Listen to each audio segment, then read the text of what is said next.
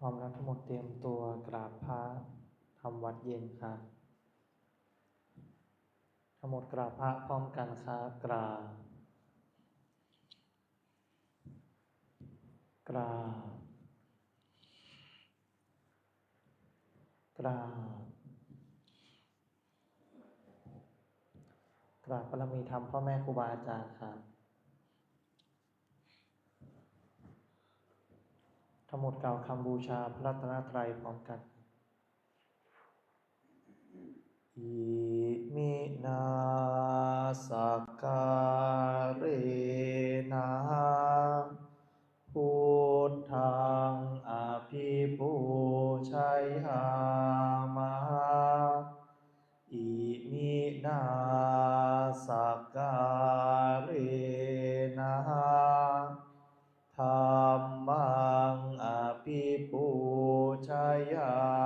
มะอิมินาสการะนะสังฆังอภิปูชยามะอะระหังสัมมาสัมพุทโธภคะวาพุทธังภคะวันตังอภิวาเทมิสวากขาโตภควตาธัมโมธัมมังนามัสสามิสุปฏิปันโนภควโตสาวกสังโฆสังฆังนะมามิเปิดหนังสือหน้าที่4หันธรรมยังพุทธัสสะภะคะวะโตปุพพาคณมะการังกโรมาเซนะโมตัสสะภะคะวะโตอะระหะโตสัมมาสัมพุทธัสสะนะโมตัสสะภะคะวะโตอะระหะโตสัมมา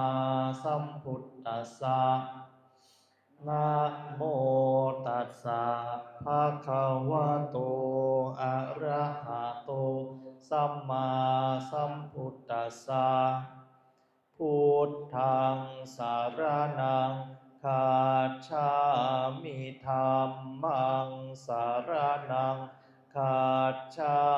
มิสังฆังสารนังคัจฉามิทุติยมปิพุทธังสารนังคัจฉามิทุติยมปิธัมมังสารนัง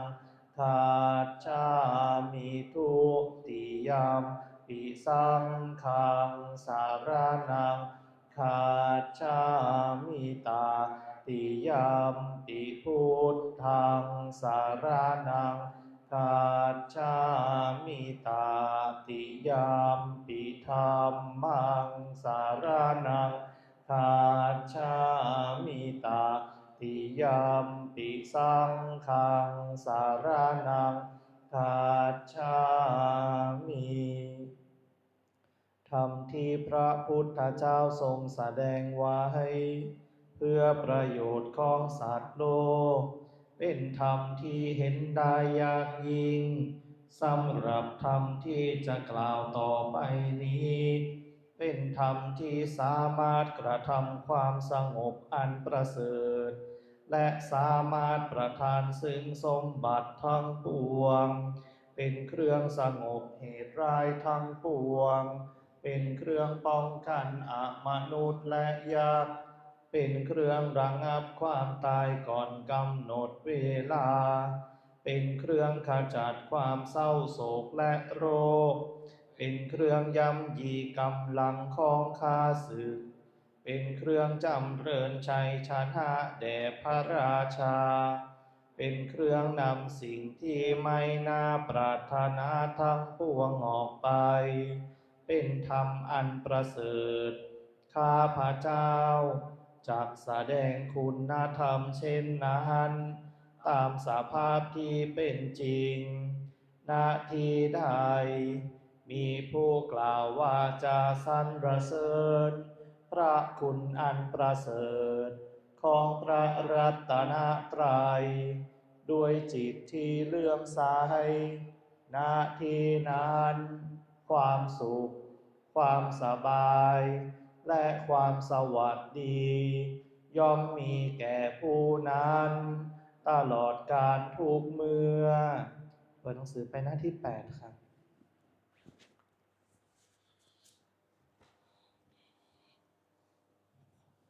หันธรรมยังปฏิจจสมุปบาทธัมเมสุอิทัปปัจจยตาทิธัมมปะทังพนามาเสอิทัภิกขเวอริยสาวโกปฏิจจสมุปบาทันเยวะสาธุกังโยนิโสมนสิกโรติภิกษุทั้งหลายอริยสาวกในธรรมวินัยนี้ย่อมกระทำไว้ในใจโดยแยบคายเป็นอย่างดีซึ่งปฏิจจสมุปบาทนั้นเทียวดังนี้ว่าอิมัสสมิงสติอิดังโหติเมื่อสิ่งนี้มีสิ่งนี้ย่อมมีอิมัสสุปาทาอิทังอุปัจจติเพราะความเกิดขึ้นแห่งสิ่งนี้สิ่งนี้จึงเกิดขึ้นอิมัสสมิงอสติอิตังนะโหติเมื่อสิ่งนี้ไม่มีสิ่งนี้ย่อมไม่มีอิมัสสะนิโรธาอิทังนิรุจฉติเพราะความดับไปแห่งสิ่งนี้สิ่งนี้จึงดับไปยะทิทังได้แก่สิ่งเหล่านี้คืออวิชชาปัจจยาสังขาราเพราะมีอวิชชาเป็นปัจจัยจึงมีสังขารทั้งหลายสังขาราปัจจยาวิญญาณังเพราะมีสังขารเป็นปัจจัยจึงมีวิญญาณวิญญาณปัจจยานามรูปังเพราะมีวิญญาณเป็นปัจจัยจึงมีนามรูปนามรูปปัจจยาสลายตนังเพราะมีนามรูปเป็นปัจจัยจึงมีสลายตนะสลายตนะปัจจยาภัสโสเพราะมีสลายตนะเป็นปัจจัยจึงมีผัสสะผัสสะปัจจยาเวทนาเพราะมีผัสสะเป็นปัจจัยจึงมีเวทนาเวทนาปัจจยาตัณหาเพราะมีเวทนาเป็นปัจจัยจึงมีตัณหาตัณหาปัจจยาอุปาทานังเพราะมีตัณหาเป็นปัจจัยจึงมีอุปาทานอุปาทานาปัจจยาภโวเพราะมีอุปาทานเป็นปัจจัยจึงมีภพภาวะปัจจยาชาติเพราะมีภพเป็นปัจจัยจึงมีชาติชาติปัจจยาชรามรณังโสกะปริเทวะทุกขโทมนัสสุปายาสาสัมภวันติเพราะมีชาติเป็นปัจจัยชรามรณะโสกะปริเทวะทุกขโทมนัสอุปายาสะทั้งหลายจึงเกิดขึ้นครบถ้วนเอวะเมตัสสะเกวลัสสะทุกขขันธัสสะสมุทัยโยโหติความเกิดขึ้นพร้อมแห่งกองทุกข์ทั้งสิ้นนี้ย่อมมีด้วยอาการอย่างนี้ อวิชชายตเววะอาเสสะวิราคะนิโรธาสังขาระนิโรโทเพราะความจางคลายดับไปโดยไม่เหลือแห่งอวิชชานั้นเทียวจึงมีความดับแห่งสังขารสังขาระนิโรธาวิญญาณนิโรโทเพราะมีความดับแห่งสังขารจึงมีความดับแห่งวิญญาณนิโรธานามรูปะนิโรโทเพราะมีความดับแห่งวิญญาณจึงมีความดับแห่งนามรูปนามรูปะนิโรธาสลายตนะนิโรโทเพราะมีความดับแห่งนามรูปจึงมีความดับแห่งสลายตนะสลายตนะนิโรธาผัสสะนิโรโทเพราะมีความดับแห่งสลายตนะจึงมีความดับแห่งผัสสะนิโรธาเวทนานิโรโทเพราะมีความดับแห่งผัสสะจึงมีความดับแห่งเวทนานิโรธาตัณหานิโรโทเพราะมีความดับแห่งเวทนาจึงมีความดับแห่งตัณหานิโรธาอุปาทานนิโรโทเพราะมีความดับแห่งตัณหาจึงมีความดับแห่งอุปาทานนิโรธาภาวะนิโรโทเพราะมีความดับแห่งอุปาทานจึงมีความดับแห่งภพภาวะนิโรธาชาตินิโรโทเพราะมีความดับแห่งภพจึงมีความดับแห่งชาตินิโรธาชรามรณังโสกะปริเทวะทุกขโทมนัสสุปายาสานิรุชชันติเพราะมีความดับแห่งชาตินั่นแลชรามรณะโสกะปริเทวะทุกขโทมนัสอุปายาสะทางหลายจึงดับสิ้นเอวะเมตัสสะเกวลัสสะทุกขคันทัสสะนิโรโทโหติความดับลงแห่งกองทุกข์ทั้งสิ้นนี้ย่อมมีด้วยอาการอย่างนี้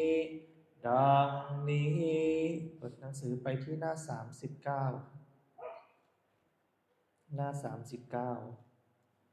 หันธรรมยังมหาสติปัฏฐานธรรมปทังพนามะเส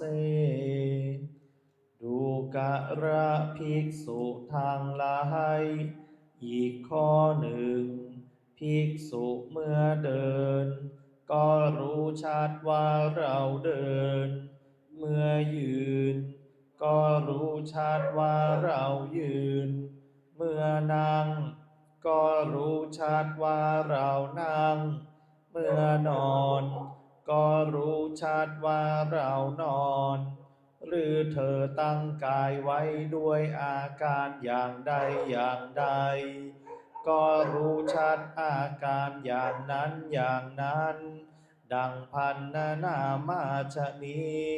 ภิกษุย่อมพิจารณาเห็นกายในกายภายในบ้างพิจารณาเห็นกายในกายภายนอกบ้าง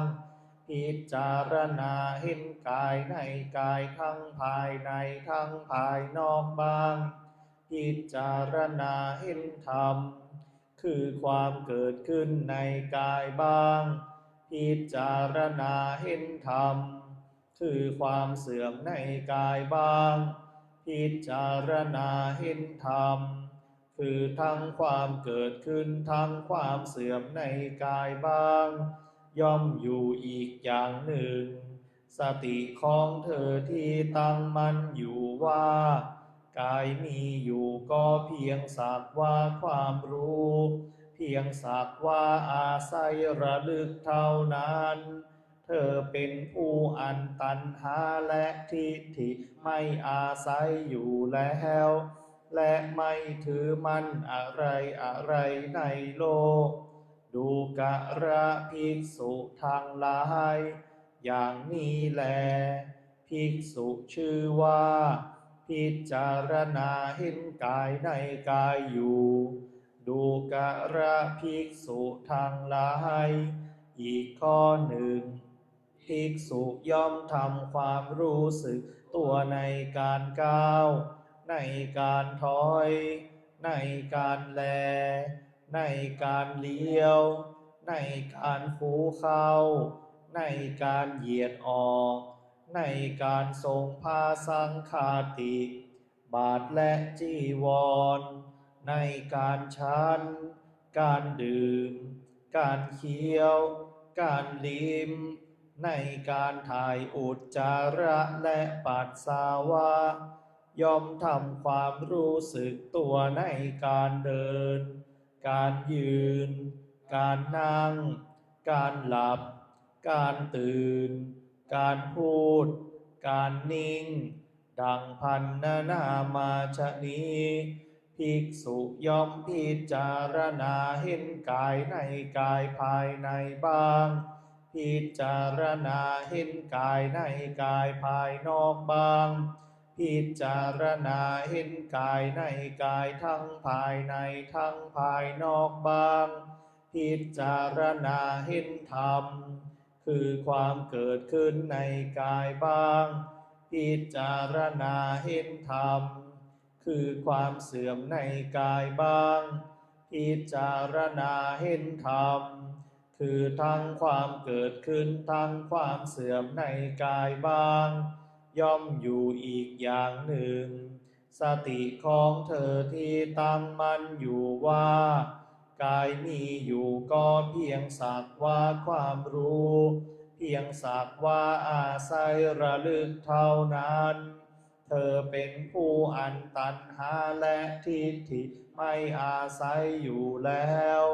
และไม่ถือมั่นอะไรอะไรในโลก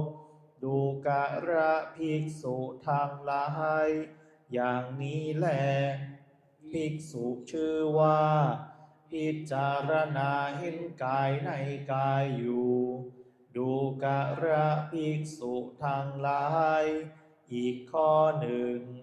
ภิกษุย่อมพิจารณาเห็นกายนี้แหละแต่พื้นเท้าขึ้นไปแต่ปลายผมลงมามีหนังเป็นที่สุดรอบเต็มไปด้วยของไม่สะอาดมีประการต่างๆว่ามีอยู่ในกายนี้ผมขนเล็บฟันหนังเนื้อเอ็นกระดูกเยื่อในกระดูกม้ามหัวใจตับพังผืดไตปอดไส้ใหญ่ไส้ทบอาหารใหม่อาหารเก่าดีสะเลดน้องเลือดเหงื่อมันข้นน้ำตามันเลวน้ำลายน้ำมูกไขข้อมูดดูกระภิกษุทั้งหลายเปรียบเหมือนไทยมีปากสองข้างเต็มด้วยธัญชาติต่างชนิดคือข้าวสาลีข้าวเปลือกถั่วเขียวถั่วเหลืองงาข้าวสารบุรุษผู้มีในตาดีแก่ไทยนั้นแล้วพึงเห็นได้ว่านี่ข้าวสาลีนี่ข้าวเปลือกนี่ถั่วเขียวนี่ถั่วเหลืองนี่งานี่ข้าวสารชั้นใดภิกษุก็ชั้นนั้นเหมือนกันย่อมพิจารณาเห็นกายนี้แหละแต่พื้นเท้าขึ้นไปแต่ปลายผมลงมามีหนังเป็นที่สุดรอบเต็มไปด้วยของไม่สะอาด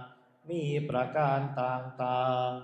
ว่ามีอยู่ในกายนี้ดังพันนามาชนี้ภิกษุย่อมพิจารณาเห็นกายในกายภายในบ้างพิจารณาเห็นกายในกายภายนอกบ้างพิจารณาเห็นกายในกายทั้งภายในทั้งภายนอกบ้างพิจารณาเห็นธรรมคือความเกิดขึ้นในกายบ้างพิจารณาเห็นธรรมคือความเสื่อมในกายบ้างพิจารณาเห็นธรรมคือทั้งความเกิดขึ้นทั้งความเสื่อมในกายบ้างย่อมอยู่อีกอย่างหนึ่ง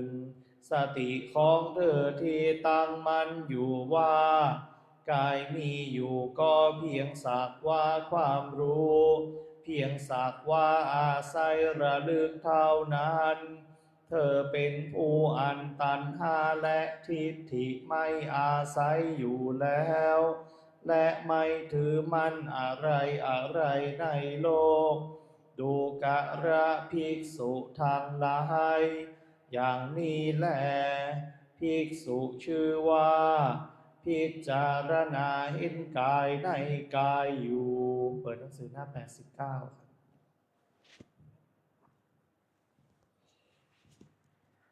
ชายันโตโพธิยามุนเลสากายานังนันติวัตตาโนเอวังตวังวิจัยโยโหหิจายาสุจายามังคาอาปาราจิตตาปัลลังเกสีเสปัทาวิปกาเรอาภิเสสัพพพุทธานังอาคัปปัตโตปาโมทาติสุนักขัตตังสุมังคาสุปาพาตังสุโหติตังสุขาโนสุโมโหโตจะสุยิทังพรัมจาริสุปะทาขีนังกายกัมมังวาจากัมมังปาทาขีนังมโนกัมมังปะนิทิเตปะทาขีนาปะทาขีนานิกาตวานาลาพันตเถปะทาขีเนสุขโขพุทธานังอุปาโทสุขาสัทธัมมาเตสัตสุขาสังฆัสสะสามัคคีสามัคคานังตะโปสุโขคาติเศธโธจะเนตัสสามิงเยโคตาปติชายิโนวิชาจารานาสัมปันโสเศธโธเทวามนุษย์เศธิวาตาปติอาทิโจรติมาภา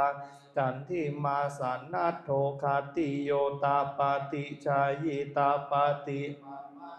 อัตตสัพพะมะโหรตังพุทโธตาปติเตชะสาอโรคายาลาภาสันตุถีปารามังทานังวิสาสาปะระมายาตินิพพานังปะระมังสุขังก่อนที่เราจะนั่งสมาธิภาวนาให้เราผ่อนคลายอิริยาบถกันก่อน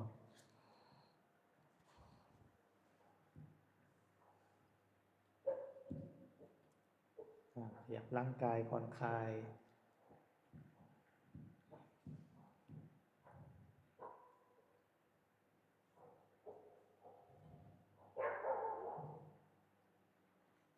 จากนั้นให้เราอธิษฐานนะครับรับพัฒกรรมฐานพร้อมกันอิมังกัมมัฏฐานังอธิษฐามิ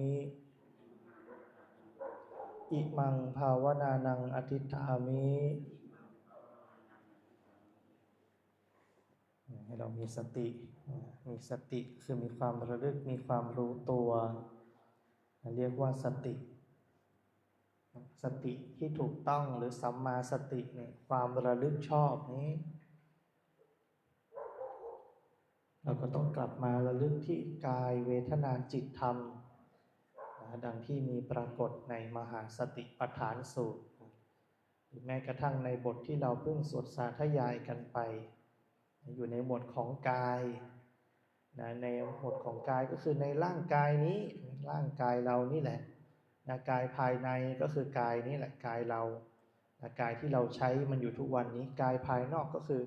กายอื่นๆกายของคนอื่นเขาในการพิจารณา ใช้เป็นการพิจารณาจริงๆแล้วกายภายในกายภายนอกมีลักษณะเหมือนกันนะมีลักษณะเหมือนกันคือความเกิดนะความเสื่อมนะมีการเกิดขึ้นมีความเสื่อมไปมีทั้งความเกิดขึ้นและความเสื่อมไปมีธรรมปรากฏขึ้นประกอบกับกายหนึ่งกายนั่นแหละและธรรมที่มันประกอบกันก็เสื่อมไปตามก็เกิดดับเหมือนกันนะถ้าเราให้เข้าใจง่ายๆก็คือเนี่ยร่างกายมันมีการเกิดดับนะธรรมะที่เกิดขึ้นก็มีการเกิดดับไปพร้อมๆกับกายนั้นๆในช่วงระยะเวลาเดียวกันนั่นแหละเห็นไหมกายที่มันเกิดขึ้นในช่วงระยะเวลาเดียวกันนั้นก็มีธรรมปรากฏขึ้นแสดงว่าธรรมหรือความเป็นจริงเนี่ยมันปรากฏอยู่แล้วมีอยู่แล้วนะมีอยู่แล้วไม่ใช่สิ่งที่จะต้องไปเสาะแสวงหาไม่ใช่สิ่งลึกลับนะแต่เป็นสิ่งที่ลึกซึ้งไม่ใช่สิ่งลึกลับแต่เป็นสิ่งที่ลึกซึ้งนะเราสามารถพิจารณามันได้นะก็คือด้วยอาศัยสติอาศัยสมาธินั่นแหละอาศัยความระลึกความรู้ตัวอาศัยความตั้งมั่นนะเราถึงจะพิจารณาความเป็นจริงของมันได้เราถึงจะเห็นธรรมเหมือนกับว่าเราอยากเห็นความจริงเราก็ต้องหยุดนะหยุดแล้วมันดูมันนะหยุดแล้วก็ดูมันนะถ้าไม่หยุดดูมันตาลายมองไม่ชัดมองไม่ถนัดแต่ถ้าเมื่อไหร่ที่เราหยุดละหยุดข้างนอกก่อนนะไม่ขยับไม่เคลื่อนไม่เปลี่ยนแปลงหยุดก่อนเหมือนที่เรายืนอยู่ข้างถนนอย่างเงี้ยนะ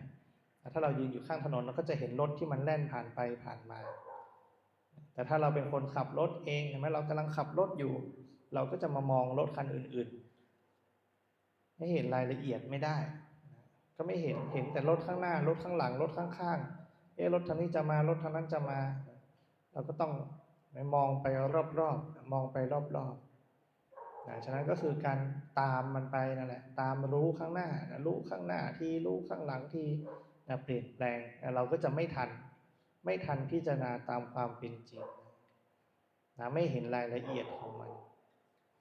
ฉะนั้นในการปฏิบัติเนี่ยแหละเราก็ต้องกลับมาอยู่ที่ฐานก่อนกลับมาอยู่ที่ฐานก่อนอย่างในช่วงเวลานี้ในการนั่งสมาธิภาวนาส่วนใหญ่ก็จะไปอยู่ที่ลมหายใจเอาลมหายใจเป็นที่ตั้งเอาลมหายใจเป็นที่ระลึกรู้ตัวเอาลมหายใจเป็นฐานลมหายใจเป็นฐานภาษาพระก็เรียกอานาปานสติกรรมฐานอย่าลืมว่ามันเป็นการเจริญสติอย่าลืมว่ามันเป็นการเจริญสติเพื่อให้เกิดสมาธิเพื่อให้เกิดปัญญาฉะนั้นจุดมุ่งหวังจริงๆควรจะเป็นปัญญาคือการรู้เห็นตามความเป็นจริงถ้าใครยังหลงในความสงบอยู่กับลมหายใจแล้วมันสงบดีก็ไปยึดไปติดในอารมณ์ที่เป็นความสงบอีกแต่พอออกจากสมาธิก็ใช้ชีวิตเหมือนเดิมมันจึงไม่มีการเปลี่ยนแปลงมันจึงไม่เปลี่ยนแปลงหรือบางครั้งพอมาสู่สำนักปฏิบัติธรรมพอไปปฏิบัติธรรมปุ๊บสงบเฉพาะที่สำนักปฏิบัติไม่ออกจากสำนักมากลับไปใช้ชีวิตวุ่นวายเหมือนเดิมนั่นแหละเพราะเราไปติดอยู่กับความสงบที่มันได้ติดอยู่กับความสงบติดอยู่กับผัสสะที่มันน้อยผัสสะมันน้อยการกระทบน้อยผัสสะน้อยกระทบน้อยปัญหาน้อยเรายังรับไหวเรายังดูได้ทันอย่างเงี้ยแต่พอเข้ามาอยู่ในชีวิตจริงรับไม่ไหวดูไม่ทันสติไม่เกิดปัญญาไม่เกิดสมาธิไม่ตั้งมั่นมันไปตั้งมั่นในเวลาปกติไม่ได้เราก็เลยทำไม่ได้มันก็เลยไม่สงบความว้าวุ่นฟุ้งซ่านความเหนื่อยหน่ายความทุกข์มันก็เลยกัดกินเราไปแต่เราไม่รู้เท่าทันมันไม่รู้เท่าทันมันไปอมทุกข์อยู่อย่างนั้นแหละฉะนั้นเราต้องศึกษาให้เข้าใจมันการมาปฏิบัติเนี่ยเป็นการมาศึกษาให้เข้าใจไม่ได้เพื่อเป็นการเอาชนะใดๆทั้งสิ้นไม่มีเพื่อให้เกิดความเข้าใจเท่านั้นถ้าไม่เข้าใจมันก็ขัดแย้งนั่นแหละที่ขัดแย้งเพราะไม่เข้าใจแต่ถ้าเราเข้าใจมันจะไม่มีคำว่าขัดแย้งเหมือนธรรมะของพระพุทธเจ้าธรรมะของพระพุทธเจ้าเป็นสัจจะความจริงเป็นสัจธรรมเป็นความจริง อยู่แล้วเป็นความจริงโดยธรรมชาติไม่ใช่พระพุทธเจ้าบอกว่าจริงมันก็เลยจริงไม่ใช่นะมันจริงอยู่แล้วมันจริงอยู่แล้วพระพุทธเจ้าแค่เป็นผู้ค้นพบความจริงนั้นนะแค่เป็นผู้ค้นพบความจริงนั้นการเกิดการดับมันเกิดดับอยู่แล้วมีพระพุทธเจ้าหรือไม่มีพระพุทธเจ้าทุกสิ่งทุกอย่างก็เกิดดับอยู่แล้วมีหรือไม่มีมันก็เป็นอนิจจังทุกขังอนัตตาพระพุทธเจ้าจะเกิดจะมาจุติในโลกหรือไม่มาจุติในโลกอนิจจังทุกขังอนัตตามันก็มีอยู่แล้วในโลกแม้ความไม่เที่ยงมีอยู่แล้วในโลกไหมถ้าไดโนเสาร์ไม่สูญพันธุ์เราคงไม่มาเกิดกันเป็นตัวเป็นตนอย่างนี้เนาะแล้วคงจะโดนงาบกันไปแล้วนะคงจะเป็นสัตว์เล็กสัตว์น้อยอยู่ในโลกนี่เองเห็นไหมทุกอย่างมันเป็นไปอย่างนั้นยุคสมัยหนึ่งแล้วเดี๋ยวยุคสมัยต่อไปเนี่ยมนุษย์อย่างเราก็จะสูญสิ้นไปมันสูญสิ้นไปความมีอารยธรรมมันก็จะเสื่อมถอยไปเรื่อยๆเห็นไหมถูกแทนที่ด้วยสิ่งอื่นๆนั่นแหละคือความเปลี่ยนแปลงที่มันจะเกิดขึ้นปฏิเสธไม่ได้ปฏิเสธไม่ได้ทำไมอย่างช่วงนี้เอากระแสเริ่มมาแล้วมันกระแสรถไฟฟ้าเริ่มตื่นตัวเพราะอะไรน้ำมันส่งออกไม่ได้แล้วนำเข้าก็ไม่ได้ใช้ในประเทศก็ประหยัดเราจะหมดเมื่อไหร่ก็ไม่รู้นะคนก็เริ่มหันไปมองอะไรรถไฟฟ้าแล้วอย่างเงี้ยนั้นทุกอย่างมันก็เปลี่ยนแปลงมันทดแทนกันไปได้หมดนะแต่มันอาจจะยังพัฒนาได้ไม่เต็มที่ว่าอะไรในช่วงระยะเวลาที่ผ่านมาความนิยมมันยังน้อยนะพอความนิยมน้อยทุนในการพัฒนามันก็น้อยตามไปด้วยนะทุนในการพัฒนามันก็น้อยตามไปด้วยเพราะฉะนั้นเมื่อความนิยมมันเริ่มมากขึ้นเนี่ยเดี๋ยวมันก็จะพัฒนาไวขึ้นนี่แหละสิ่งที่จะมาแทนที่กันฉะนั้นไม่มีอะไรอยู่ถาวรนะไม่มีอะไรอยู่คงทนถาวรไม่มีอะไรเที่ยงแม้แต่บางครั้งอย่างสถานที่ท่องเที่ยวต่างๆโบราณสถานต่างๆจริงๆมันไม่ใช่ของใหม่แล้วนะมันไม่ใช่ของเก่าแล้วนะมันเป็นของใหม่ที่เติมเข้าไปแล้วนะเหมือนกำแพงเชียงใหม่นะกำแพงเมืองเชียงใหม่เห็นไหมถ้ากำแพงฝั่งประตูช้างเผือกไม่ถล่มเนี่ยเราไม่รู้หรอกว่าไอ้ประตูปัจจุบันเนี่ยที่เห็นเนี่ยนะมันสร้างใหม่แล้วไม่ได้ตรงกับของเดิมด้วยของเดิมมันขยับออกมาอีกถ้ามันไม่ถล่มนี่ไม่มีใครรู้นะคนเชียงใหม่ยังน้อยคนที่รู้ว่าประตูมันไม่ได้อยู่ตรงจุดเดิมเลยมันรู้ตอนไหนรู้ตอนมันถล่มนะพอมันถล่มเพราะอะไรเห็นพื้นแล้วทีเนี้ยขุดเข้าไปขุดลงข้างล่างไปถึงได้เห็นว่าฐานเดิมจริงๆนั้นน่ะมันอยู่ถนนข้างนอกมันถนนบริเวณรอบนอกนะฐานเดิมมันอยู่ตรงนั้นเห็นไหมเนี่ยคือสิ่งที่มันเปลี่ยนแปลงคือสิ่งที่มาแทนที่กันแม้แต่สัญลักษณ์เหล่านี้มันก็มาแทนที่กันอย่างเช่นปราสาทใช่ไหมปราสาทเขาพระวิหารอย่างเงี้ยเห็นไหมดูทุกวันนี้สิถล่มไปแล้วนะแต่เดี๋ยวก็สร้างใหม่ได้ทดแทนได้นะโดยอาศัยประวัติศาสตร์ใช่ไหมอาศัยอารยธรรมเดิมๆอาศัยรูปแบบอาศัยศิลปะวัฒนธรรมเดิมที่ศึกษากันมาเห็นไหมล่ะอย่างเงี้ยคือเราสร้างของใหม่แทนของเดิมไปแล้วฉะนั้นมันเป็นเพียงสิ่งที่สมมุติขึ้นมาละมันไม่ใช่ของจริงละมันถูกสมมุติขึ้นมาใหม่แล้วไม่เหมือนอะไรนะเมืองใหม่ที่เขาค้นพบนะที่เพชรบูรณ์นะอันนั้นก็ของใหม่แล้วนะทำใหม่แล้วของเก่ามันเป็นเนินดินไปแล้วมันผุพังไปตามกาลเวลาหมดแล้วแต่ที่เห็นภาพใหม่เห็นทุกวันนี้คืออะไรเกิดการบูรณะแล้วนั่นคือของใหม่ที่มันแทนที่ของเดิมฉะนั้นเราจะเห็นได้เลยว่าในประวัติศาสตร์มันสอนเราว่าไม่มีอะไรเที่ยงทุกอย่างมันเปลี่ยนแปลงไปตามกาลเวลาเปลี่ยนแปลงไปตามกาลเวลาเท่านั้นเปลี่ยนแปลงไปตามยุคตามสมัย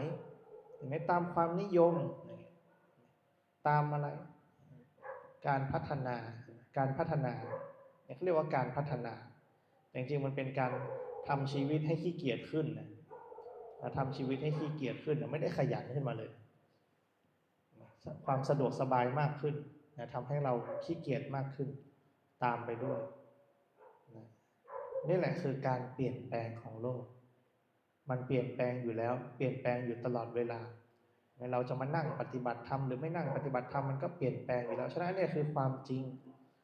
นะกฎของอนิจจังทุกขังอนัตตาเนี่ยกฎไตรลักษณ์เนี่ยมันมีอยู่แล้วในโลกพระพุทธเจ้าแค่ค้นพบเฉยๆพระพุทธเจ้าแค่ค้นพบเฉยๆและพระองค์ก็ยืนยันด้วยว่าไม่ได้คิดเองไม่ได้คิดขึ้นมาหรอกไม่ได้สร้างขึ้นกฎมันมีอยู่แล้วในโลกฉะนั้นเมื่อหลุดพ้นจากกฎนี้ต่างหากอันนั้นคือการหลุดพ้นจากโลกได้เพราะอะไรเราไปยึดสิ่งที่มันอยู่ในโลกยึดในสิ่งที่มันเป็นอนิจจังทุกขังอนัตตาฉะนั้นเราจึงต้องมาศึกษาจะต้องมาปฏิบัติเพื่ออะไรให้เห็นตามความเป็นจริงเพื่อให้เข้าใจ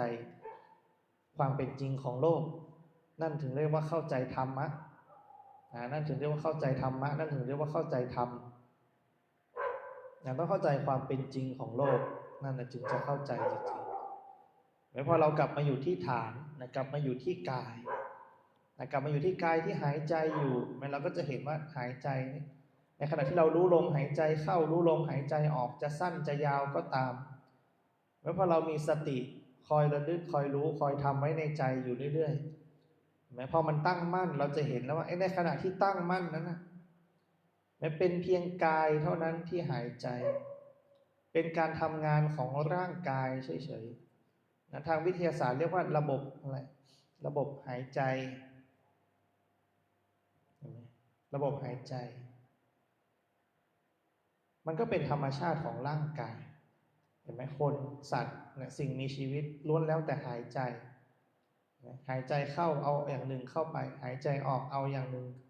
ออกมาแต่สิ่งที่หายใจเข้าแต่สิ่งที่หายใจออกถ้าพูดโดยธรรมชาติแล้วพูดโดยใช้อาศัยหลักของธาตุแล้วมันก็เรียกว่าธาตุลมเห็นไหมไม่ได้เอาเข้าไปเก็บไว้ในร่างกายหายใจเข้าเอาธาตุลมใหม่เข้าไปก็เอาลมเก่าออกมาเห็นไหมเปลี่ยนแปลงละลมยังเปลี่ยนแปลงเลยในลมหายใจของเรามันก็มีการเปลี่ยนแปลงตลอดเวลาเอาลมใหม่เข้าไปเอาลมเก่าออกมาไม่เหมือนอาหารที่เรากินเนี่ยอาหารใหม่อาหารเก่าเนี่ยอันนี้เป็นอย่างนี้แหละอาหารใหม่ก็คือภัตตาหารคืออาหารที่เรากำลังจะพิจารณากำลังจะรับประทานอาหารเก่าก็คืออะไรเหลือแต่กากหรือที่เรียกว่าอุจจาระนั่นคืออาหารเก่านะมันแค่อะไรแปลสภาพจากของใหม่ไปเป็นของเก่าแต่มันก็คืออะไรธาตุดินเหมือนเดิมนั่นถึงเรียกอาหารใหม่อาหารเก่าจริงๆแล้วมันคืออะไรอาหารเหมือนกันเห็นไหมเป็นอาหารเหมือนกันเป็นธาตุเหมือนกันสักแต่ว่าธาตุเหมือนน้ำที่เราดื่มเข้าไปในทุกวันนี้วันนี้มันเป็นน้ำสะอาดก่อนหน้านี้มันอาจจะเป็นอะไรเลือดหนองเหงื่ออาจจะเป็นปัสสาวะของเราก็ได้อาจจะเป็นน้ำตาอาจจะเป็นน้ำมูกของเรามาก่อนแล้วมันหมุนเวียนกันไปเห็นไหมแต่มันก็คงความเป็นธาตุน้ำอยู่คุณสมบัติของมันคือความเป็นธาตุคือธาตุน้ำเปลี่ยนแปลงไปตามการใช้งานเปลี่ยนแปลงไปตามสถานที่แต่ความคงอยู่ของธาตุมันยังมีอยู่ลักษณะของมันแค่เปลี่ยนไปอาจจะเปลี่ยนโมเลกุลเห็นไหมความแตกตัวออกไปเป็นการรวมตัวกันอย่างนี้นั่นคือทางโลกกันมันมีอยู่แล้วเป็นอยู่แล้วดังนั้นในการพิจารณาของเราเนี่ยให้เห็นว่านี่แหละคือความเปลี่ยนแปลงสิ่งที่มันเปลี่ยนแปลงหรือสิ่งที่เป็นอนิจจังเราไม่ได้กำกับไม่ได้กำหนดไม่ได้ควบคุมมันเลยมันล้วนแล้วแต่เป็นอนัตตาในขณะที่เรามีสติคอยระลึกคอยรู้ตัวอยู่มีสมาธิตั้งมั่นอยู่เป็นผู้รู้ผู้ดูเราจะเห็นเลยว่านี่แหละคือความเปลี่ยนแปลงของธาตุนี่แหละคือความเปลี่ยนแปลงที่เกิดขึ้นในร่างกายเช่นเดียวกับภายนอกภายในเปลี่ยนแปลงยังไงภายนอกก็เปลี่ยนแปลงอย่างนั้นทุกอย่างในโลกก็เปลี่ยนแปลงไปในลักษณะเหมือนกันคือเกิดแล้วก็ต้องดับไปเกิดแล้วก็ต้องดับไปเหมือนกันหมดไม่ได้แตกต่างกันเลยมันไม่มีอะไรแตกต่างไม่มีอะไรอยู่นอกเหนือจากนี้เลยมันในโลกนี้ทุกอย่างเป็นอนิจจังหมดในโลกนี้ทุกอย่างเป็นทุกขังหมดมันทนต่อสภาพเดิมไม่ได้มันย่อมเสื่อมเป็นธรรมดาจะหลีกหนีความเสื่อมไปไม่ได้แต่ท้ายที่สุดมันย่อมสลายไปเป็นธรรมดาจะหลีกหนีความสลายไปก็ไม่ได้นี่แหละคือความเป็นทุกขัง ทนสภาพเดิมไม่ได้อยู่อย่างเดิมไม่ได้นะเมื่อเป็นอนิจจังเมื่อเป็นทุกขังนั่นแหละคือความเป็นอนัตตาความไม่ใช่ตัวตนเปลี่ยนก็เปลี่ยนเองทนไม่ได้ก็ตามสภาพของมันเองเห็นไหมเนี่ยถ้าทนได้เห็นไหมถ้าไม่ให้มันเปลี่ยนเราทุกคนก็ไม่แก่หรอกถ้าทนได้เนี่ยเราก็จะนั่งเป็นชั่วโมงนั่งเป็นวันกันได้เห็นไหมแต่ความทนไม่ได้มันก็มีเห็นไหมล่ะเนี่ยทุกขังมันเกิดมันบีบคั้นเห็นไหมในขณะที่เรานั่งภาวนาอยู่จะรู้ลมหายใจบ้างเดี๋ยวก็ไปรู้อย่างอื่นละนะไปคิดนะไปได้ยินเสียงละนะไปได้กายสัมผัสจับต้องละเดี๋ยวก็ไปที่ใจละนะไปตามอารมณ์ต่างๆนี่แหละคือความเปลี่ยนแปลงแม้แต่การรับรู้เนี่ยเรายังควบคุมไม่ได้เลยการรับรู้ภาษาปฏิบัติก็เรียกจิตนั่นแหละการรู้ของจิตเนี่ยเรายังควบคุมมันไม่ได้เลยแล้วพอแท้ที่จริงแล้วเนี่ยการไปรู้ของจิตนี่แหละที่มันเป็นทุกข์จริงๆทุกข์ที่แท้จริงคือจิตเป็นทุกข์นะร่างกายไม่ใช่ทุกข์นะร่างกายมันเปลี่ยนแปลงของมันอย่างนั้นแต่จิตมันไปรู้ต่างหากพอมันไปรู้อาการที่มันแปลกอาการที่มันผิดปกติอาการที่มันเป็นสุขบ้างทุกข์บ้างนั่นแหละแล้วมันไปรู้ทุกอย่างไงจิตมันไปรู้ทุกอย่างเหมือนเหมือนวิญญาณขันธ์วิญญาณขันธ์มันก็ไปรู้ขันธ์อื่นๆนะไปรู้ขันธ์อื่นๆไปรู้ตามอายตนะอื่นๆตาหูจมูกลิ้นกายใจมันไปรู้ในขันธ์อื่นๆรูปเวทนาสัญญาสังขารถ้าไม่มีวิญญาณตัวนี้ไปรับรู้ความทุกข์ไม่เกิดหรอกทุกอย่างมันก็เกิดดับเป็นไปตามธรรมชาติเหมือนเวลาใบไม้มันเหี่ยวมันร่วงมันโดนเผาไฟเราไม่ได้รู้สึกอะไรกับใบไม้เหล่านั้นเพราะอะไรวิญญาณมันไม่เข้าไปรับรู้ตรงนั้นมันไปรับรู้ตรงนั้นไม่ได้มันจึงไม่เกิดความสุขไม่เกิดความทุกข์มันผัสสะตรงนั้นมันไม่มีผัสสะทางใจไม่มีธรรมารมณ์มันไม่เกิดตรงนั้นแต่ธรรมารมณ์มันมาเกิดในขันธ์ห้านี้พอธรรมารมณ์มันเกิดในขันธ์ห้านี้เราจึงทุกข์ในขันธ์ห้านี่แหละเห็นไหมเราไปเอาอาการของมันมาไปเอาอาการของมันมาเป็นตัวเป็นตนเอามาเป็นของเรานะเพราะวิญญาณไปรับรู้เพราะจิตมันทำงานของมันแต่เราก็ไปหลงอีกหลงว่าตัวเองนะเป็นจิตจิตของเราคิดว่าเราเป็นจิตจิตเป็นเราเหมือนถ้าเราพิจารณาไปเรื่อยๆไหมเข้าไปสู่ฐานของเวทนาความสุขความทุกข์ความสุขมักจะดูไม่ทันความสุขความทุกข์มักจะทำให้เรามักจะทำให้เราหลงไปกับมันความสุขความทุกข์หลงไปกับอารมณ์เหล่านั้น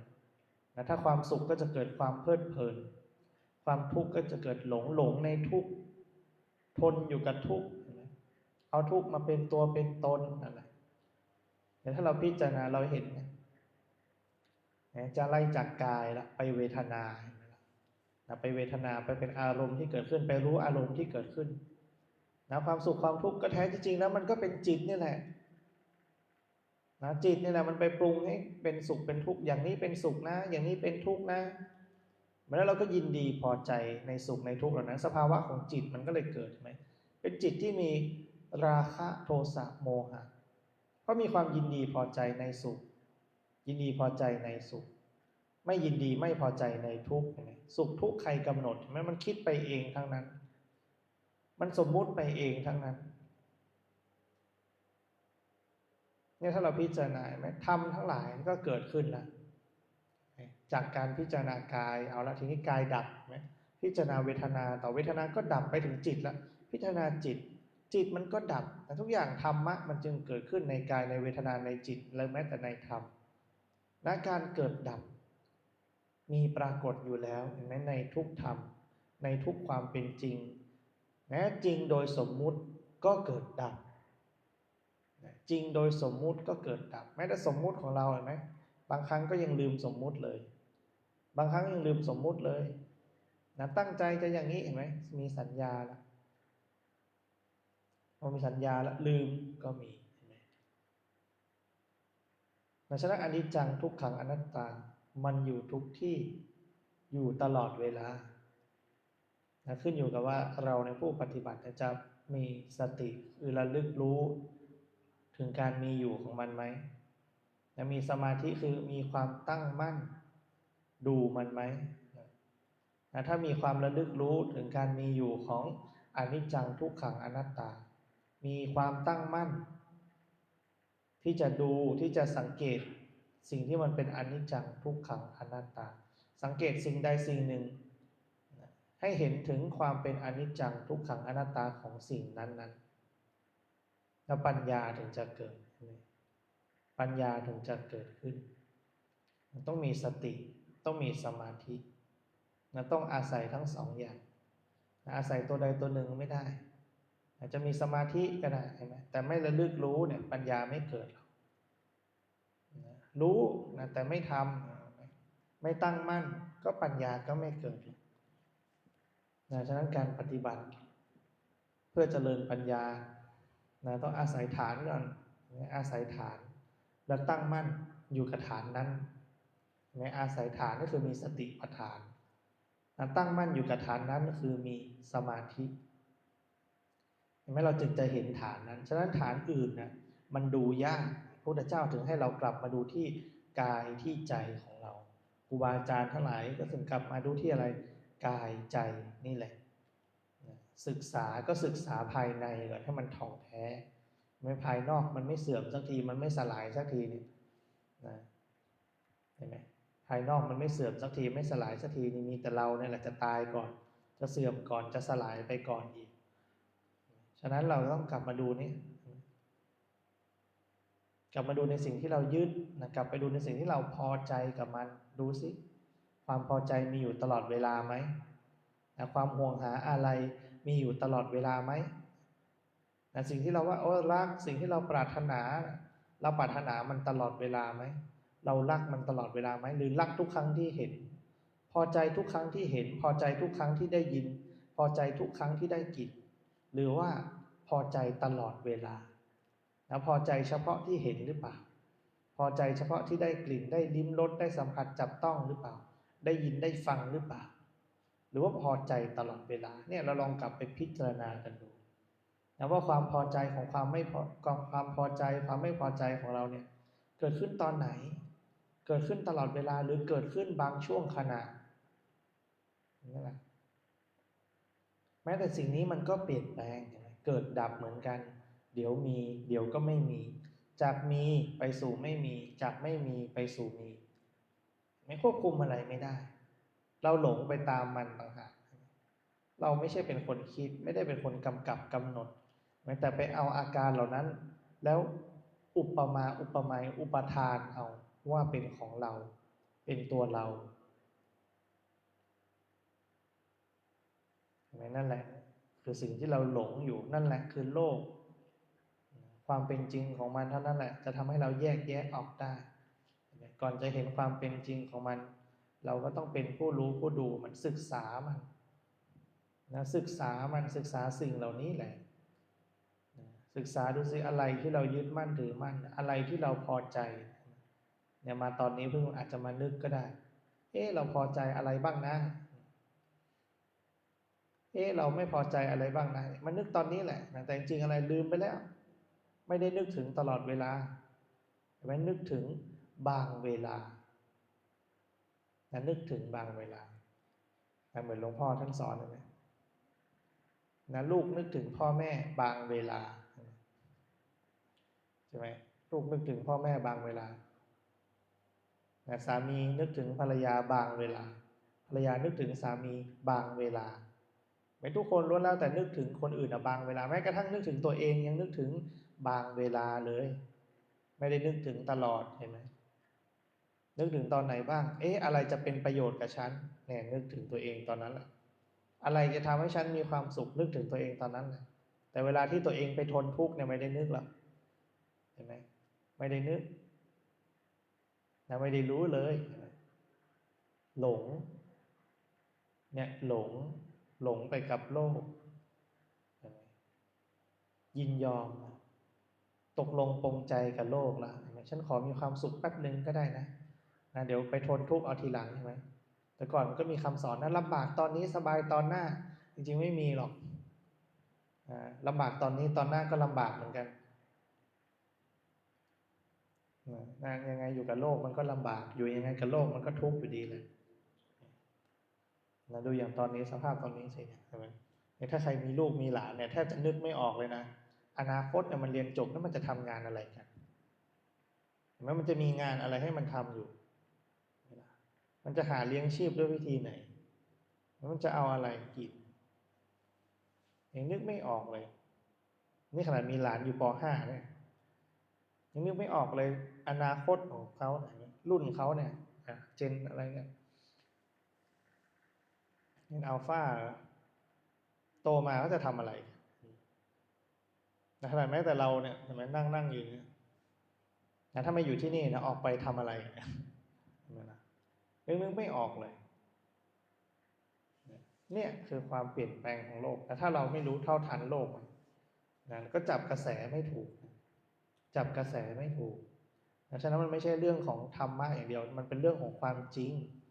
มันไม่ใช่ทางธรรมอย่างเดียวมันไม่ใช่โลกุตระอย่างเดียวโลกิยะก็เหมือนกันโลกิยะคือทางโลกทางโลกทางโลกีเหมือนกันโลกุตระก็เหมือนกันเป็นธรรมเดียวกันแค่หลุดพ้นจากโลกิยะถึงจะเป็นโลกุตระแค่นั้นแหละแต่วิธีการนั้นเหมือนกันความเป็นจริงของมันเหมือนกันอย่างโลกุตระอย่างโลกิยะเนี่ยอนิจจังทุกขังอนัตตาถ้าหลุดพ้นจากอนิจจังทุกขังอนัตตานั่นแหละโลกุตระพ้นจากโลกไปเนี่ยใช้หลักการเดียวกันตราบใดที่ยังในโลกยังศึกษาอยู่ไม่ยังปฏิบัติอยู่ยังต้องกระทำอยู่กิจที่ควรทำยังต้องทำอยู่เพื่อทำที่สุดแห่งกองทุกนี้ให้สิ้นเถิดก็ยังต้องใช้สมมุติใช้โลกิยะใช้กฎของโลกิยะทำความเข้าใจในโลกิยะถ้าเป็นปรมัตถ์ถ้าเป็นปรมัตถ์จิตเจตสิกรูปนิพพานเนี่ยจิตเจตสิกรูปมีลักษณะของความเปลี่ยนแปลงเป็นอนิจจังเป็นทุกขังเป็นอนัตตามีเกิดขึ้นและดับไปถ้าหลุดพ้นจากจิตเจตสิกรูปนั่นคือนิพพานฉะนั้นไม่ต้องไปหาหรอกนิพพานเป็นยังไงการหลุดพ้นเป็นยังไงดูก่อนเข้าใจตรงนี้ก่อนเข้าใจการไม่หลุดพ้นก่อนเข้าใจการไม่หลุดพ้นถ้าจะให้เห็นว่าจะให้เข้าใจว่าเนี่ยกายใจไม่ใช่เราก็ต้องดูก่อนว่ามันใช่เราจริงหรือเปล่าต้องมาทดลองว่าใช่เราจริงหรือเปล่าเราพิสูจน์ได้แล้วเราถึงจะเห็นว่ามันไม่ใช่เราอย่างไงอยู่ดีจะมีแต่ความคิดไม่ได้ฉะนั้นมันต้องสังเกตต้องศึกษาต้องปฏิบัติฉะนั้นต้องศึกษาและปฏิบัติไปด้วยอย่างใดอย่างหนึ่งไม่ได้ต้องรู้และก็ต้องเห็นต้องรู้และเห็นบางครั้งเห็นไม่รู้ก็ไม่รู้อีกทีเนี้ยรู้แต่ไม่เคยเห็นเนี่ยประสบการณ์ก็ไม่ครบใช่ไหมเห็นแต่ไม่เคยรู้ก็ประสบการณ์ก็ไม่ครบต้องรู้และเห็นเท่านั้นความจริงถึงจะปรากฏต้องมีประสบการณ์ในการเข้าไปรู้มีประสบการณ์ในการเข้าไปเห็นเท่านั้นจึงจะเข้าใจของจึงจะเข้าใจมันอาศัยอย่างใดอย่างหนึ่งไม่ได้นั่นแหละคือแนวทางนั่นคือเส้นทางคือที่สุดคือที่สุดของคำสอนของพระพุทธเจ้าที่ท่านบอกโลกเนี่ยมันเป็นเหตุเป็นปัจจัยเป็นสิ่งที่อาศัยกันเกิดขึ้นเหมือนที่เราสวดปฏิจจสมุปบาทนั่นแหละธรรมที่อาศัยกันเกิดขึ้นหรือกฎอิทัปปัจจยตาเมื่อสิ่งนี้มีสิ่งนี้ย่อมมีเพราะความเกิดขึ้นแห่งสิ่งนี้จึงเกิดขึ้นเมื่อสิ่งนี้ไม่มีสิ่งนี้ย่อมไม่มีเพราะความดับไปแห่งสิ่งนี้จึงดับไปเอาไปใช้ในชีวิตประจำวันยังไงเราก็ดูสิอะไรที่ทำให้เราไม่พอใจความไม่พอใจเกิดขึ้นมาแล้วเกิดขึ้นเพราะอะไรเพราะมันมีเหตุของความไม่พอใจเราไม่ชอบนี่ก็เลยไม่พอใจทำไมเราถึงไม่ชอบเพราะเราชอบอีกอย่างหนึ่งแต่เราไม่รู้จักอะไรไม่รู้จักความเพียรชอบไม่รู้จักความเพียรชอบเราตัดสินด้วยตัวเองมันไม่ได้ ตัดสินด้วยความคิดความเห็นของตัวเองมันไม่ได้มันต้องตัดสินด้วยความเป็นจริงตัดสินด้วยธรรมเหมือนที่กฎหมายเห็นไหมถ้าเป็นกฎหมายก็จะตัดสินตามกฎหมายตามพยานหลักฐานแล้วก็ประมวลกฎหมายมาตราต่างๆไม่ใช่ศาลไม่ใช่บอกว่าฉันไม่ชอบเธอผิดยังไม่มีหรอกไม่ได้ใช้วิธีนั้นในการตัดสินมันตัดสินตามพยานหลักฐานและประมวลกฎหมายใช่ไหมเนี่ยใช้องค์ประกอบเหล่านี้ในการพิจารณาเราไม่ได้ใช้ความพอใจไม่ได้ใช้ความไม่พอใจในการพิจารณาฉะนั้นการชี้ถูกชี้ผิดด้วยความพอใจด้วยความไม่พอใจนะเป็นความคิดเห็นทั้งหมดนะอันนั้นไม่ใช่ความจริงอันนั้นไม่ใช่ธรรมปริญญาโทเนี่ยตอนทำวิจัยฟอร์มเขาจะมีแบบฟอร์มต้องถูกต้องนะเคาะกี่ครั้งเว้นวรรคกี่เซนติเมตรย่อหน้าเท่าไหร่ตัวหนังสือขนาดเท่าไหร่ฟอนต์อะไรถ้าถูกต้องตามฟอร์มเนี่ยแย้งไม่ได้ นะเวลาใช่หรือเปล่าเนี่ยเปิดฟอร์มเลยตรงนี้ให้บันทึกอย่างนี้เห็นไหมให้เคาะกี่ครั้งให้ใช้ตัวหนังสือฟอนต์อะไรมีบันทึกหมดเวลาน่าตามรูปแบบนะทำตามฟอร์มเป๊ะจะทำตามกฎทำตามระเบียบทำตามธรรมมันจะไม่มีปัญหาเลยนะปัญหาจะเข้ามาโดนตัวไม่ได้เหมือนกันนะมันเราปฏิบัติธรรมถ้าปฏิบัติธรรมไปแล้วปฏิบัติธรรมให้ควรแก่ธรรมธรรมนั่นแหละจะเป็นสิ่งที่จะมารักษาผู้ปฏิบัติธรรมนะธรรมนะเป็นสิ่งที่รักษาผู้ปฏิบัติธรรมนะไม่ใช่ความคิดความเห็นนะไม่ใช่บริวารเห็นไหมนะไม่เกี่ยวเลยนะบางที่คนมากคนน้อยลูกศิษย์มากลูกศิษย์น้อยคนศรัทธามากคนศรัทธาน้อยไม่เกี่ยว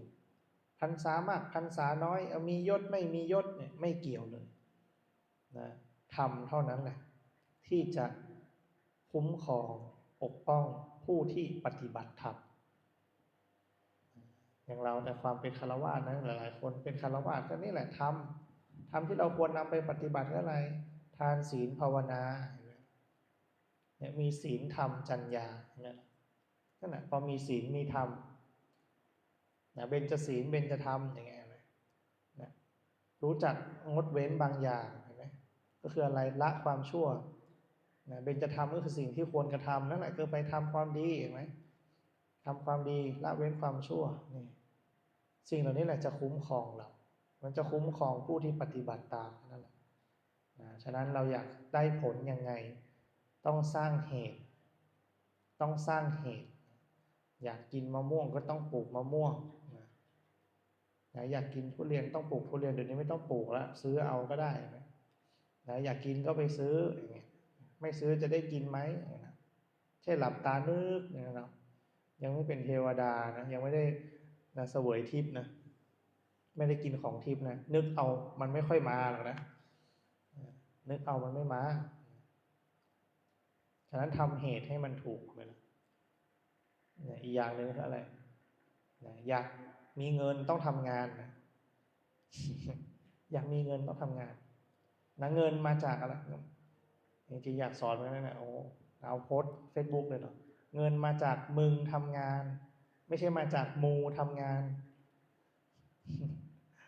จังไหมเงินมาจากเรานั่นแหละไปทำงานไม่ใช่ไปไหว้ไปขอแล้วเดี๋ยวเงินมาใช่ที่ไหนเห็นไหมเนี่ยทำเหตุให้มันสอดคล้องกันนะทำเหตุให้มันสอดคล้องกันนะก็ฝากไว้ดูนะเอาไปพิจารณาเถอะนะสิ่งที่มีเนี่ยพอใจหรือยังไม่พอใจก็กลับไปดูอะไรเป็นเหตุนะดูความเป็นเหตุเป็นผลนะดูความเป็นเหตุเป็นผลนี่แหละคือหลักการดำเนินชีวิตแล้วเห็นไหมเราจะอยู่ได้แบบไหนนะอยู่ยังมีความสุขอยู่ยังปลอดภัยอยู่ยังประสบความสำเร็จนะก็ดูเหตุดูผลให้ออกดูเหตุดูผลให้ออกทุกอย่างมันเป็นเหตุเป็นผลหมดนะทุกอย่างมันเป็นเหตุเป็นผลหมดใจขายของเนี่ยต้องตอบโจทย์ต้องมีกลุ่มลูกค้าชัดเจนอย่างเงี้ยดูจะกลุ่มลูกค้าเราจะเป็นใครเลือกนะไม่ใช่เปิดไปก่อนรอคนมาซื้อเนี่ยกลุ่มเป้าหมายไม่มีไม่รู้จะขายให้ใครสถานที่เอื้อไหมกลุ่มเป้าหมายมาในสถานที่ไหมไม่ใช่อยากขายของเนี่ยข ายของหน้าโรงเรียนไปเริ่มเปิดตอนโรงเรียนปิดเทอมก็ไม่ได้นะครับฉะนั้นดูเหตุปัจจัยนะดูเหตุปัจจัยให้ดีนะในการดำเนินชีวิตของเราใช้หลักนี้แหละหลักเดียววันนี้พอสมควรแก่เวลาเรามีสติรู้ลมหายใจออกมีสติรู้ลมหายใจเข้ามีสติรู้กายทำความรู้สึกตัวผ่อนคลายอิริยาบถลำดับต่อไปเดี๋ยวเราจะได้แผ่เมตตานะครับให้เรานึกถึงบุญนึกถึงกุศลนึกถึงการปฏิบัติบูชาที่เราได้ปฏิบัติแล้วเพื่อเป็นการบูชาต่อพระพุทธต่อพระธรรมต่อพระสงฆ์ต่อพระรัตนตรัยเป็นสิ่งที่พระพุทธเจ้ายกย่องที่สุดเป็นการบูชาอันเลิศที่สุดก็คือการปฏิบัติบูชาวันนี้เราก็ได้เจริญสมาธิภาวนาซึ่งเป็นการปฏิบัติบูชาแล้วเราได้ประพฤติปฏิบัติตามคำสอนของพระพุทธเจ้าแล้วบังเกิดเป็นบุญแล้วบังเกิดเป็นกุศลแล้วเราก็จะได้อาศัยบุญอาศัยกุศลอาศัยความดีที่เรากระทำนี่แหละอุทิศไปถึงบรรดาสรรพสัตว์ทั้งหลายให้เรากล่าวตามพุทโธกัมมัฏฐาโมกัมมจุติสัมพุทโธ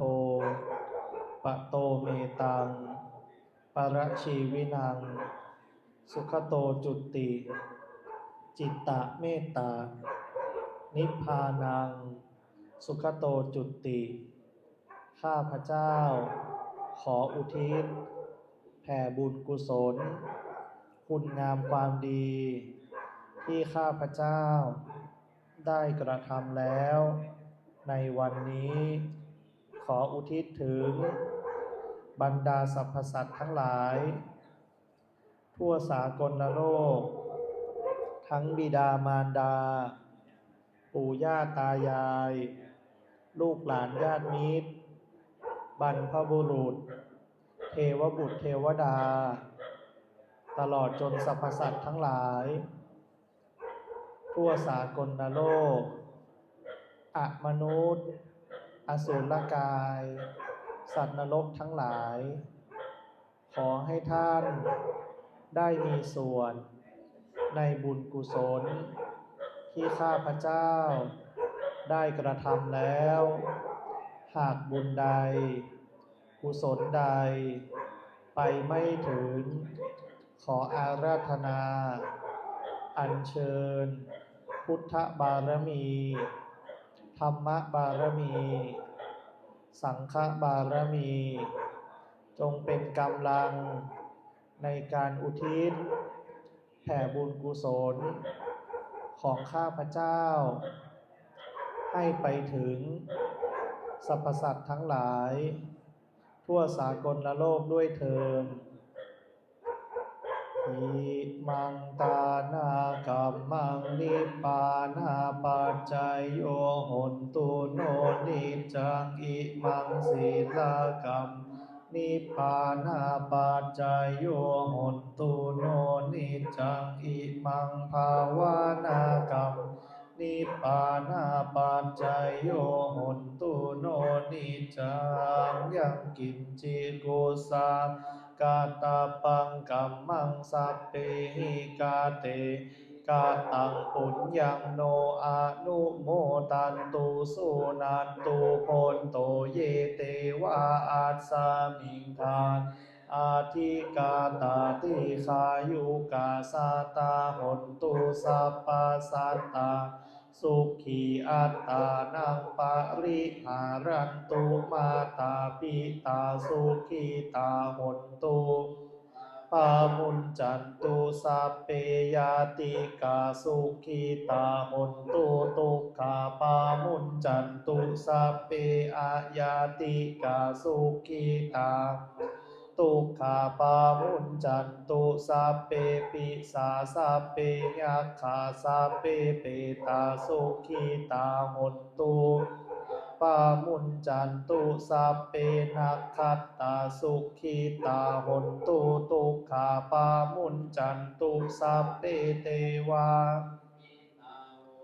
ทุกขาปามุนจันตุสัพเพอาจาริโยปัจจยาสุขิตาหนตุทุกขาปามุนจันตุสัพพสัมปตินังสามิจฉันตุโว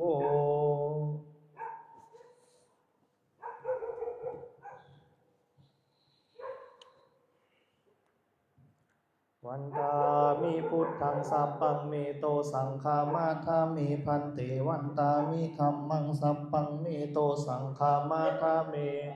วันตามิสังฆังสัพพังเมโตสังฆามาทามิพันเตวันตามิคารุอุปัชฌาจาริเยสัพพังเมโตสังฆามาทามิพันเตวันตามิกัมมาทานังสัพพังเมกามาทามิพันเตวันตามิอารามิปัตตาสีมายังสัพพังเมโตสังฆามาทามิวันตามิเจติยังสัพพังสัพพทานิสุปฏิทิตาสารีราธาตุมหาโพธิพุทธารูปังสากาลังอากาโลเกเตวาโลเกพระมาโลเกจงผู้ที่เปลังกาที่เปสารีราธาตุโยเกสาอาระหันตาธาตุโยเจติยังกันทากุติจาตุราสีติสาหัสเสธรรมขันเทสาเพสังปาทาเจติยังอาหังวันตามิสัพพะโสวันตามิพันเตสัพพังอาปาราทังคามาทามิพันเตมยากาตังปุณสามินาอนุโมทิตัปปังสามินากาตังปุญญังไมหังตาตัปปังสาธุสาธุอนุโมทามิ